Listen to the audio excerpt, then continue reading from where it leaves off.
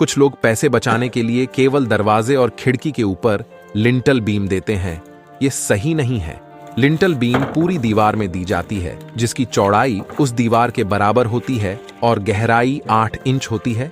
इसमें 4 rod 10 mm की और 7 इंच के गैप में रिंग दी जाती है। अगर दीवार 4 इंच की है तो लिंटल बीम की गहराई 4 से 5 इंच दे सकते हैं, क्योंकि 4 इंच की दीवार का खुद का वजन भी कम होता है। दरवाजे और